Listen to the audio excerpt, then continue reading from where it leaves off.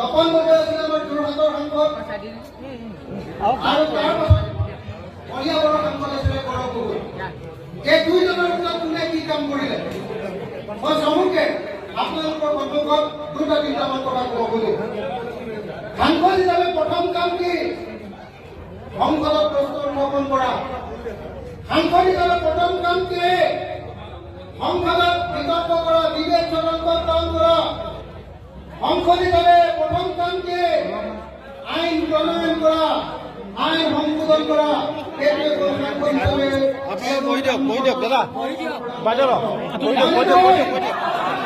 এতিয়া গৌৰৱ গগৈ যোৱা 5টা বছৰত কিমান প্ৰশ্ন কৰিছিলে জানেনে? গৌৰৱ গগৈয়ে যোৱা 5টা বছৰত 245টা প্ৰশ্ন উত্থাপন কৰিছিলে। তপন গগৈয়ে কিমানটা প্ৰশ্ন উত্থাপন কৰিছিলে জানেনে 5টা বছৰত? মাত্ৰ 9টা। কিমান? 9টা। মাত্ৰ 9টা। 9টা নহয়, মাত্ৰ 9টা। আমাৰ গৌৰৱ গগৈ কিমান কৰিছিলে? 245টা। আৰু তপন গগৈ কিমান কৰিছিলে? মাত্ৰ 9টা। আৰু এজন সাংসদে যোৱা 5 বছৰ গড় হিচাপত কিমান প্ৰশ্ন উত্থাপন কৰিছিলে জানেনে? গড় হিচাপত যিকোনো এজন সাংসদে প্ৰশ্ন উত্থাপন কৰিছিলে 210টা।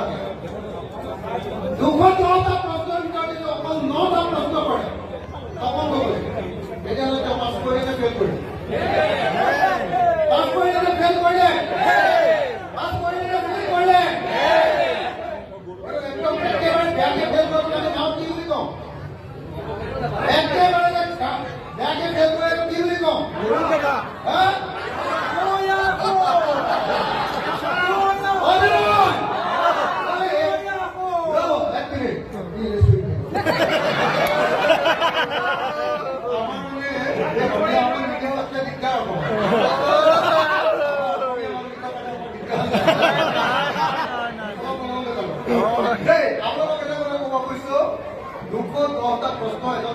উত্থাপন কৰিছে গড়ে আৰু তাত তপন গগৈ মাত্ৰ 9টা প্ৰশ্ন আৰু আমাৰ গৌৰৱে 245টা প্ৰশ্ন।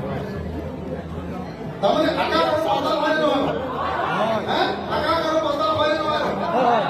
তাৰপাছত যদি কোনোবাই গৌৰৱ গগৈ ভোট দিলে যদি তপন গগৈ ভক্তি বুলি কয় তেতিয়াহ'লে মই ক'ব লাগিব যে তেওঁৰ দিনকাল কেতিয়াও জীৱনত ভাল হয় নে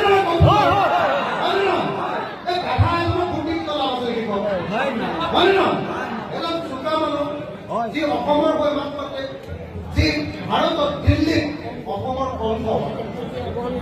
প্ৰধানমন্ত্ৰী নৰেন্দ্ৰ মোদীৰ আগত ৰঙা চকু দেখুৱাই কোনে কথা ক'ব পাৰে? গৌৰৱ গগৈ হয়নে নহয়? আৰু সেইকাৰণে তোমাৰ যোৰহাটী হয়নে নহয়? হয়নে নহয়? কিতাপৰো ল'ৰা হয়নে নহয়? এই কিতাপৰো ল'ৰা প্ৰয়াত তৰুণ গগৈৰ পুত্ৰ গৌৰৱ গগৈ চোকা বুদ্ধি দুটা। গৌৰৱ গগৈ নিশিকায় যদি কোনো গাধা কামত শিকাই দিওঁ তেতিয়াহ'লে আমাক আৰু পৃথিৱীৰ চবে হাঁহিব। হয়নে নহয়? গতিকে মই সকলোকে হাতযোৰ কৰি অনুৰোধ কৰিছো, আহক আমি সকলোৱে মিলি 19 তাৰিখৰ যি আমাৰ লোকসভা নিৰ্বাচন, সেই লোকসভা নিৰ্বাচনত গৌৰৱ গগৈক কিমানকে ভোট দিওঁ যাতে গৌৰৱ গগৈ থকা যিটো চিম্বল সেইটো যাতে একদম দাঁত নাইকিয়া হৈ থাকে, একদম ছবি নাইকিয়া হৈ যাতে দাঁত বহি থাকে। হয়নে? হয় ভোট দিব নে নাই? যদি গৌৰৱ গগৈ ভোট নিদিয়ে আপুনি মই মনত ৰাখিব দেই, তেতিয়াহ'লে কিন্তু অসমে ডাঙৰ কোনো বিৰোধ। কাইলৈ যদি কংগ্ৰেছৰ চৰকাৰ হয় গৌৰৱ গগৈ মন্ত্ৰী হ'ব। হয় নহয়? আৰু তপন গগৈ কি হ'ব? তপন গগৈ চেল খাই কৰি থাকিব।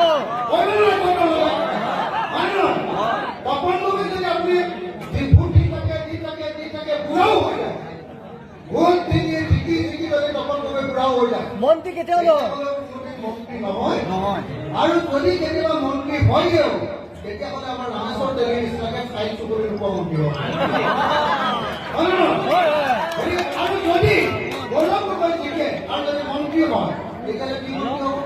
2 নম্বৰ মন্ত্ৰী নহ'লে 3 নম্বৰ মন্ত্ৰী।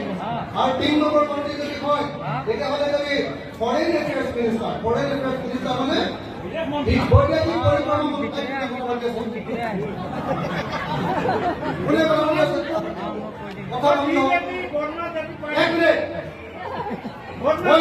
পৰিক্ৰমা মন্ত্ৰী হোৱাৰ গৌৰৱ পাবলৈ আৰু বৈদেশিক পৰিক্ৰমা মন্ত্ৰী কৈ যেতিয়া আমেৰিকালৈ যাব, ফ্ৰান্সলৈ যাব, অসমীয়া ডেকালৰাই যেতিয়া আমেৰিকাৰ লগত ভাৰত চৰকাৰৰ গৈ যেতিয়া কথা পাতিব, তেতিয়াহ'লে জোৰহতীয়া হিচাপে আমাৰ বুকুখন তুলি উঠিবলৈ নাই।